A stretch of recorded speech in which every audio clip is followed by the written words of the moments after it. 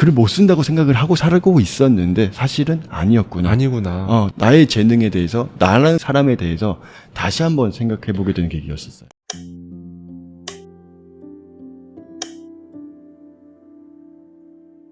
안녕하세요. 하와이 대저택입니다. 하와이 대저택의 마인드 초대석. 오늘은 드디어 어렵게 이분을 모셨습니다. 한국의 게리 베이너처 온라인 강의 인간계의 1타 강사시죠.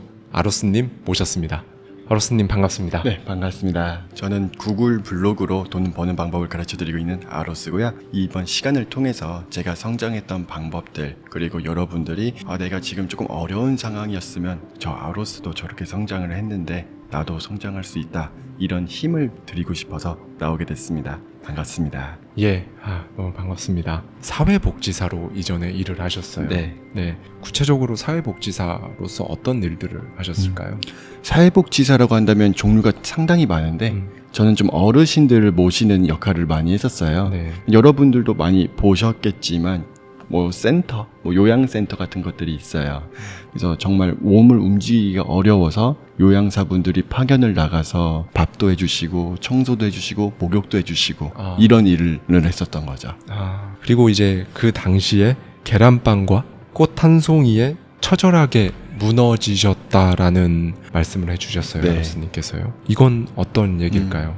제가 이 사회복지사를 하기 전에는 월급을 70만 원 받았던 적도 있었어요. 사회복지사 때 네. 세후로 180을 받으셨는데 그전에는 70을 받으셨다. 맞아요. 교육업 할 때 네. 월급에 대해서 많이 낮았어요. 근데 이제 어떤 일이 있었냐면은 이제 퇴근을 하고 집에 가고 있는데 이 계란빵, 그 파란색 트럭 할아버지가 항상 그 자리에서 계란빵을 구우세요. 그 계란빵 1,000원이었어요. 네. 근데 저는 그때 한 번도 그 계란빵을 사 먹지를 못했어요. 왜 그러냐면 그 계란빵에서 조금 300m만 더 가면 빵집 단팥빵 3개 1,000원이었어요. 그 3개가 저의 아침 3일이었어요. 3일간의 아침. 네. 예. 그러니까 지금 내가 여기서 계란빵 먹고 3일 아침 굶을 거냐, 아니면 그냥 아침 든든하게 먹을 거냐, 이 문제였는데 저는 항상 아침 소중하게 여기거든요. 네. 그래서 계란빵을 한 번도 못 사 먹어서 저한테는 애증의 계란빵이에요. 그때 이제 여자친구가 있었어요. 지금은 아내가 되었지만. 네. 그래서 그 아내랑 항상 도시락 싸가지고 다니고 그랬었는데 지금 생각하면 참 그런 삶도 있었는데, 그때 기념일이 있었어요. 그래가지고 아내한테 꽃 한 송이 사주고 싶었거든요. 아내가 꽃을 너무너무 좋아하는 꽃순이에요. 네. 그래가지고 그 근처에 있는 꽃집에 들어가는데 이 문고리를 한번 딱 쥐어 잡고 고민을 했어요. 생각을 한 거죠. 꽃 한 송이가 보통 4,000원, 5,000원. 내 계란빵 4개, 5개? 아침으로 하면은 한 달 정도 되는, 이 생각을 하고 나서 내가 사는 게 맞나? 이 생각을 단팥빵 한 말씀하시는 거예요. 거죠? 네, 단팥빵으로 한다면 아침 몇 끼가 되는 거고 4,000원이면은 계란빵 4개가 되는 거고. 네. 그러니까 내가 하고 싶었던 것들 다른 걸 더 할 수 있는데 그래도 내 사랑하는 여자친구를 위해서 사줘야지 하고 샀긴 샀어요. 그리고 아내한테 줬는데 아내가 너무 해맑게 웃는 거예요. 너무 좋아하면서. 꽃 한 송이에. 그쵸. 그때가 20대 초반이었으니까 너무 좋아했어요. 그랬는데 이제 제가 그 얼굴 미소를 보면서 너무 저도 행복하다, 이게 아니었어요. 좀 표정이 굳었었어요. 마음이 무너졌거든요. 아로스님의 표정. 네. 예. 내가 이대로 살면 앞으로 내 아내한테 꽃 한 송이도 잘 사주질 못할 텐데, 그러면 이렇게 행복해하는 아내의 얼굴 내가 계속 볼 수 있을까? 저는 그때 어린 나이였지만 그래도 이 여자랑 결혼도 하고 싶었거든요. 이 마음이 들었었어요. 그래서 제가 교육업을 나왔고 그 다음 다른 일을 찾았던 게 그 다음 사회복지사였거든요. 부업으로도 정말 많은 것들을 하셨다고 들었어요. 네. 건설 현장에서 일을 하시기도 하셨었고요. 다 하는 것마다 잘 안 되셨다고요. 맞아요. 아로스님은 이걸 어떻게 정의하시나요? 실패라고 생각을 하셨나요? 아니면 어떤 마음이 드셨나요? 사람마다 이게 네. 양복이 잘 어울리는 사람이 있고 또 추리닝, 몸매가 좋으신 분들은 오히려 그게 더 잘 어울리겠죠. 제 옷이 아니었던 것 같아요. 그래서 제가 잘 할 수 있는 옷을 찾기 위한, 한 번씩 다 입어보잖아요. 옷집 가서 그 옷을 한번 입어봤다. 내가 저런 것도 경험해봤다 라고 생각을 해요. 내 옷이 아니라고 할지라도 또 한 번씩은 또 내가 추리닝을 좋아한다 할지라도 결혼식장에 가게 되면 또 양복을 한 번씩 딱 입잖아요. 그렇죠. 필요할 때가 다 있단 말이죠. 저도 그 모든 스마트 스토어라든지 막 철근 메고 노가다 했던 그런 것들 다 안 됐지만 그 중에 하나가 저한테 엄청나게 큰 도움이 됐던 게 하나가 있었어요. 어떤 걸까요? 그게 뭐냐면 이제 요즘에 네이버 블로그라고 해가지고 사람들한테 음식점 가서 블로그 써라고 하는 대행 업체로 했었어요. 제가 마케팅 대행 업체였죠. 전 블로그 아니었고요. 네네. 그랬는데 이제 그러려면은 블로거도 있어야 되겠고 식당 광고주도 있어야 돼요. 이걸 네. 연결을 시켜줘야 되니까요. 네. 근데 이제 식당에 들어가는 거죠. 그러면 여러분들 식당에 들어갈 때 그 문고리 잡고 고민해 본 적 한 번도 없을 거예요. 이게 밥 먹으러 갈 때랑 영업하러 갈 때랑은 심장이 막 터질 것 같더라고요. 영업하러 그 식당에 들어갈 때. 네, 맞아요. 사장님들 엄청 바빠 하시고 아니면 귀찮아하고 하시는데 사장님들이 언제가 가장 한가할까? 언제 내 말을 가장 잘 들어줄까? 생각을 하다가 아마 영업 첫 시작, 예를 들어 5시 이때면 사람들도 없고 내 말 잘 들어주겠지 하고 5시에 찾아간 거예요. 그래서 갔는데 사장님의 얼굴이 막 울그락불그락 해지시면서 막 부업으로 들어가시더라고요. 그래서 왜 저러지? 내가 뭐 잘못했나? 이상한데? 예. 했는데 바가지에 이 소금을 들고 와서 저한테 막 뿌리시는 거예요. 그러면서 하는 말이 뭐냐면 첫 손님부터 너 같은 놈 들어오면 오늘 장사 망친다고 빨리 꺼지라고 하면서 저한테 막 엄청나게 막 뭐라면서 막 그러시는 거예요. 오늘 영업 부정탄다. 네, 부정탄다. 그래서 얼굴에 막 뿌리면서 막 야 물러가라면서 전 사람인데 그때 상처를 너무 많이 받았어요. 그래서 이 영업하시는 분들이 얼마나 힘든지 전 그때 깨달았거든요. 제가 이제 맞아 보니까 앞으로는 더 이상 소금을 바꾸고 싶지 않은 거예요. 그래서 내가 어떻게 해야 한마디에 저 사장님들의 환심을 확 사로잡 볼까 이 생각을 엄청 했어요. 그리고 심리학 책 엄청 많이 읽었고요. 영업하는 사람들의 책을 엄청나게 많이 읽었어요. 이 모든 과정들이 지금 제가 온라인 강의 사업을 할 때 상세 페이지라든지 제가 모든 하는 말들 가운데 다 녹아 들어가 있거든요. 어떻게 하면 저 사람들이 내 강의, 내 말을 잘 들을 수 있을까? 다 거기서 나왔던 거예요. 그러니까 제가 성공했던 거에서 얻는 것보다는 실패했던 거, 내가 부서졌던 거, 내 마음이 깨졌던 거, 그거를 보완하기 위해서 하려고 했던 그 마음들, 그때 노력들이 지금의 저를 만든 거죠. 그래서 어떻게 보면 너무 감사한 일이었어요. 게리 베이너척도 지금은 엄청나게 큰 성공한 사업가가 되었지만 예전에 정말 10대 후반에 처음 뭔가 영업을 하고 일을 시작하려고 할 때 100명이면 99명에게 거절을 당하고, 근데 단순한 거절이 아니라 정말 비난, 조롱, 욕설 이런 것들을 들으면서 또 그 단 한 명이 오케이 할 때까지 했다고 하는데, 근데 그런 말을 하더라고요. 오늘의 나를 있게 한 건 그 오케이를 해준 그 단 한 명의 그 분이 아니라 나에게 비난을 하고 욕설을 하고 조롱을 했던 그 하나하나의 모든 거절들이 오늘의 나를 만들었다라는 얘기를 하는데, 네. 아로스님이 정말 그 사람인데, 아까 그 말이 저는 너무 와닿았거든요. 나는 사람인데 악귀야 물러가라 라고 하면서 얼굴에 소금을 뿌리는 그때 그 경험이 지금의 아로스님을 만들었군요. 네, 맞아요. 네.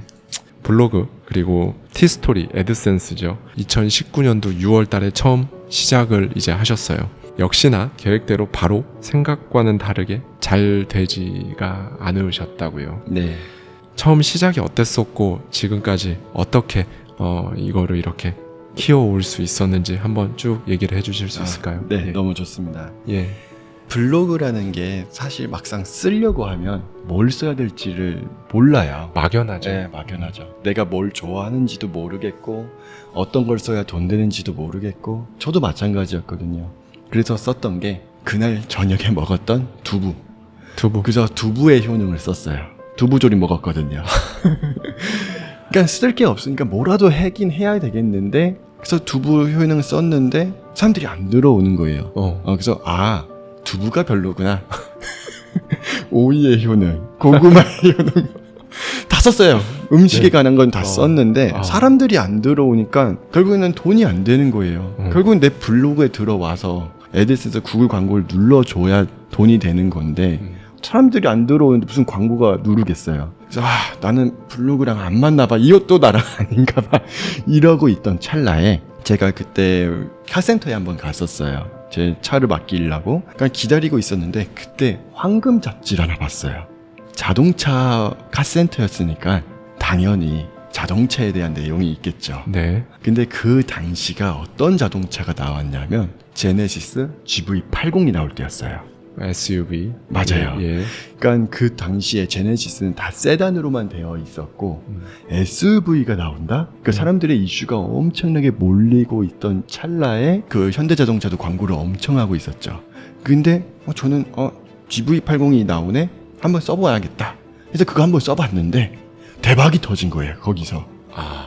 그러니까 사람들의 관심이 있으니까 광고주도 엄청나게 많았고 제 블로그에 들어온 사람도 많았고 자동차 매니아들이 또 광고도 잘 눌러주고 돈이 생기기 시작을 하는 거예요. 자동차가 돈이 되는 거구나. 루트를 알았어요. 그 다음부터 해서 시작을 해서 그때 첫째 달에 30만 원을 벌었고 그때 여전히 사회복지사로 네. 부업으로 이렇게 하던 시기셨잖아요. 맞아요. 그래서 그때부터 시작을 해서 조금씩 돈을 더 쌓아가기 시작을 했죠. 30만 원부터 시작이 되었고. 맞아요. 지금은 블로그 1타 강사로서 네. 그리고 추가적으로 홈페이지 플랫폼 구축을 하는 비즈니스를 하시면서 월에 억대 수입을 올리는 사업가가 되셨지만 그때 당시에 첫 번째 출발은 신상 제네시스 자동차에 대해서 쓴 글로 인해서 월에 30만 원으로 네. 이렇게 수입을 올린 그 수입이 근데 잊혀지지가 않으시죠? 너무너무 좋았어요. 네. 왜냐면 이게 월급은 우리는 원화로 받잖아요. 한국 돈으로. 네. 달러로 딱 찍히는 거예요. 와, 이거구나. 너무 신기하다. 이게 30만 원이 어떻게 보면 크면 큰 돈이고 작으면 작은 돈인데 저한테는 희망을 보게끔 해주는 큰 돈이었어요. 이걸로 가야겠다. 이게 내 옷이다. 나라는 사람은 지금 사회복지사로서 받는 이 세후 180만 원이라는 월급보다 더 큰 가치가 있을 수 있는 사람이겠다라는 것도 문득 확인할 수 있었던 그런 순간이셨겠네요. 맞아요. 네. 보통 이제 월급 받을 때는 월급이 나의 세상의 전부다. 이거 이외에 소득이 있을까라는 생각조차도 못했던 그 시절이었거든요. 그렇죠. 한다고 하면 정말 그래서 제가 처음 시작했던 게 그 쇠근 들고 이제 저 산 위에 올라간 노가다였었던 거였거든요. 네. 주말에. 근데 인터넷으로 이렇게 돈을 벌 수 있는 세상이 있었어? 이게 한국에서 내 방에서 가능하구나. 이거 진짜 제대로 해보고 싶다. 내가 회사를 지금은 다니고 있지만 내가 이거 월급보다 더 많이 벌고 싶다. 이런 막 삶의 동기, 막 부여, 막 희망이 막 생기니까는 그때 그 쾌감이 지금도 잊어지지가 않아요. 나한테 이런 재능이 있구나 이런 것도 좀 그때 또 그런 부분도 생각하게 해주셨겠네요. 맞아요. 네. 저는 글 쓰는 거에 대해서 옛날에 대학교 교수님께서 이거를 지금 글이라고 써왔냐고 하면서 제 네. 본 앞에서 찢은 적도 있었어요. 글을 못 쓴다고 생각을 하고 살고 있었는데 사실은 아니었구나. 아니구나. 나도 충분히 글로 돈을 벌 수가 있구나. 나의 재능에 대해서, 나라는 사람에 대해서 다시 한번 생각해보게 되는 계기였었어요. 다만 나는 그 교수님에 의해 설정된 리밋 값으로 맞아요. 인해서 글을 못 쓴다라고 생각하는 아로스님만 있었을 뿐이네요. 맞아요. 사실은 그렇지 않았는데요. 네, 알고 즉, 보면 더 있었는데. 예, 이제 사회복지사를 그만두고 본격적으로 미래를 구상하게 된 어떤 계기가 있으셨을 거예요. 어떤 마인드 때문에 그렇게 하실 수 있었나요? 사실 그게 쉽지 않거든요. 맞아요. 너무 어려웠어요. 왜냐면 사업을 한다고 하고 내가 블로그를 쓴다고 하지만 이 돈은 언젠가 훅 꺾일 수도 있는 거고, 그러면 저는 그때 아내도 결혼을 해놓은 상황이었거든요. 그러면 아내한테 돈 한 푼 못 갖다 주는 무능한 남편이 되는 거잖아요. 그러다 보니까는 안정적인 수입, 나의 월급 이 정도는 아무리 그래도 가지고 있어야지 라는 생각과, 아니야 그래도 내가 지금 이렇게 돈을 벌고 있고 더 크게 나가려면 이 시간마저도 갈아 넣어서 뭐라도 해야 돼 라는 생각이 두 개가 엄청나게 고민을 많이 했었어요. 그래서 제가 했던 방법은 나의 모든 기반을, 직장을 다니면서 내 시간을 쓰는 건 돈이 안 들잖아요. 그러니까는 기반을 다져놓자. 내가 1년이 되건 2년이 되건 적어도 100만 원은 벌 수 있을 때까지는 내가 가보자 라고 해서 사업의 기반을 다져놨어요. 그러다 보니까는 이 월급이라는 다리에서 사업이라는 다리에 넘어갈 때 좀 기둥을 많이 심어 놓은 거죠. 저는 불안이 너무 심한 사람이거든요. 그러다 보니까 이 정도 다리면 이제 건너가 볼만 하겠는데 안 무너지겠는데 이 생각이 들 때쯤 한 발자국 한 발자국 내리러 봤어요. 새로운 시각입니다. 불편의 네. 다리를 건널 때 덜 불편하도록, 조금 덜 불안하도록 기둥을 미리미리 설치를 해서 그 불편의 다리를 조금 더 튼튼하게 만들어 놓고 건너셨군요. 네, 맞아요. 네. 그 당시에 사실 처음 시작할 때는 그럼에도 불구하고 아무것도 없으셨을 거잖아요. 네. 그때 마인드셋을 어떻게 하셨어요? 그때 이제 제가 생각을 했을 때 여러 가지 경험은 엄청 많이 했었어요. 그러다 보니까 이제 그 기둥을 심는 작업 속에서 저는 이제 여러 가지 플랫폼에 제 강의를 많이 심어놨었거든요. 그러다 보니까 사람들이 저한테 들어와서 제 강의를 듣고 감사하다고 하면서 하다 보니까 야, 내가 여기서 이 월급 받는 게 전부가 아니니까 내가 한번 더 나가보자. 내가 한번 도전해보자. 나는 도전을 해보면은 나 성공할 수 있을 것 같아. 이런 희망을 일부러 더 복돋았어요. 저는 지금도 슬로건이 그거예요. 내 돈이 크게 들어가지 않고 내 삶이 무너지지 않을 정도면 일단 해보자. 그래서 도전을 무조건 해보자. 그때 그 시도를 했던 마인드셋, 그게 저한테 엄청 큰 도움이 됐던 거죠. 저는 이 부분이 굉장히 유니크하고 신선했는데요. 네. 아루스님이 문과시죠? 맞아요. 네, 문과이신데 사실 이렇게 생각한다는 것도 정말 쉽지 않은데 문과